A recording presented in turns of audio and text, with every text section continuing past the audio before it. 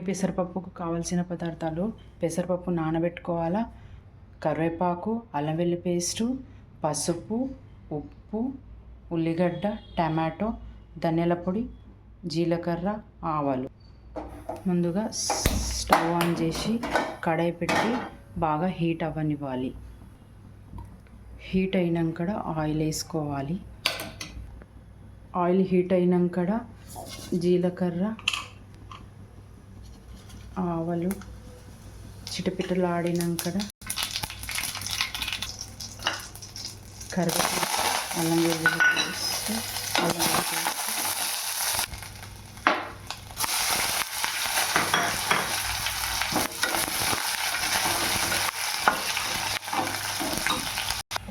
Onions fry అయినాక పసుపు వేసుకోవాలి కొద్దిగా.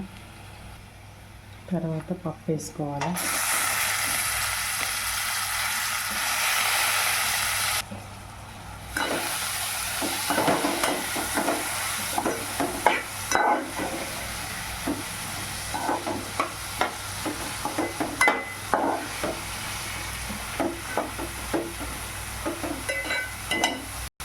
ఇప్పుడు ఒక 5-10 మినిట్స్ మూత పెట్టేసేయాలి. అంతా సిమ్లోనే ప్రాసెస్ చేయాలి.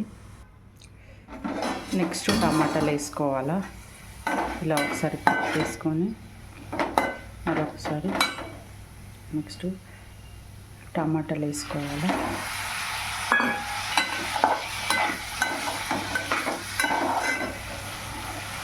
టమాటాలు ఇట్లా కలిపి కొద్దిసేపు మూత పెట్టేసేయాలి.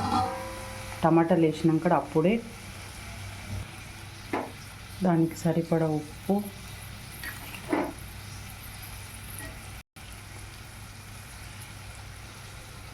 కారం,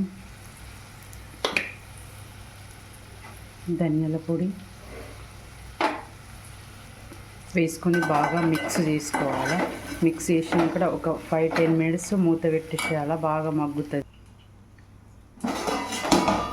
ఇలా మూత తీసి ఇంకొకసారి ఇలా మిక్స్ చేసుకోండి. టమాటాలు అవన్నీ మెత్తబడ్డాక కూడా ఇలా ఒకసారి అంతా మంచిగా మిక్స్ చేసుకోండి. మీకు ఎంతైతే కావాలో అంత వాటర్ వేసుకోండి.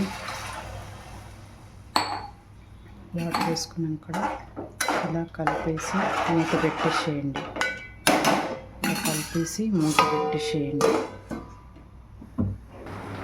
ఇప్పుడు మూత తీసి చూద్దాం. పప్పు అయితే రెడీ అయిపోయింది. మీ దగ్గర కొత్తిమీర ఉంటే కొత్తిమీర వేసుకోండి, లేకపోతే లేదు. ఇప్పుడు మూత పెట్టి స్టవ్ ఆఫ్ చేసేసేయండి. స్టవ్ ఆఫ్ చేసినాక ఇలా దింపేసేయండి.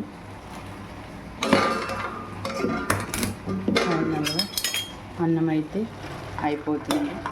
అన్నం అయిపోయినాక వేడి వేడి అన్నంలో తినేయడమే.